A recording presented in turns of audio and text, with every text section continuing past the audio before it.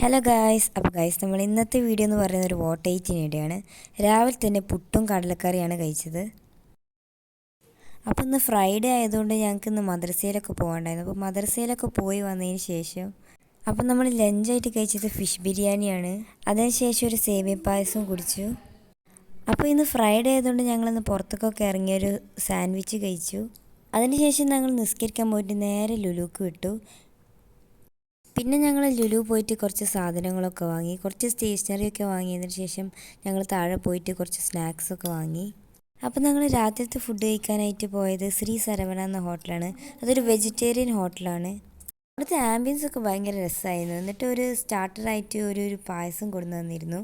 ആ പായസമൊക്കെ കുടിച്ചതിന് ശേഷം ഞങ്ങൾ ഗീ റോസ്റ്റ് ഓർഡർ ചെയ്തു. അപ്പോൾ നമ്മൾ ഗീ റോസ്റ്റൊക്കെ കഴിച്ചതിന് ശേഷം അവിടെ കുറേ സ്വീറ്റ്സൊക്കെ ഉണ്ടായിരുന്നു.